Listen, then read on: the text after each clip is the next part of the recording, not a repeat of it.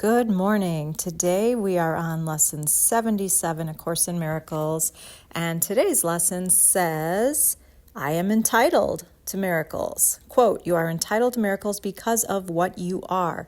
You will receive miracles because of what God is, and you will offer miracles because you are one with God. At first glance, that sounds amazing. I mean, I'm not a millennial, but it's funny because they get a bad rap for being entitled. So whenever I see that word, it makes me laugh. So I am entitled to miracles, damn it. I am entitled. I think in our culture, and at least for myself personally, the word miracle kind of drums up this really huge thing. You know, it reminds me of you're watching a football game, it's the fourth quarter and there's, 10 seconds left on the clock and there's like this miracle throw that's a touchdown and wins the game. Or it could be a miracle. Somebody was sick with a life-threatening illness and suddenly they go into remission. It's a miracle. Or in biblical type of terms, Jesus turned water into wine and walked on water. These are all, they conjure up images of miracles, but I don't think this lesson is necessarily pointing at those big things.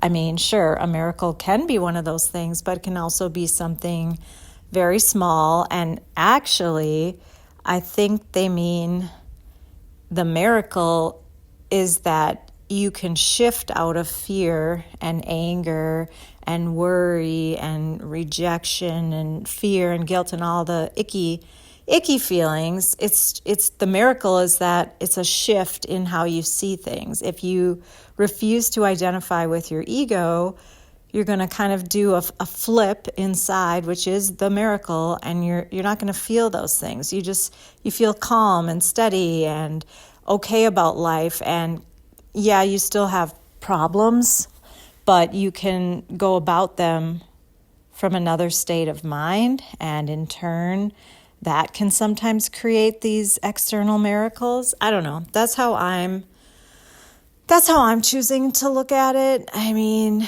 it's kind of like something happens and you maybe conjure up a story in your head, like maybe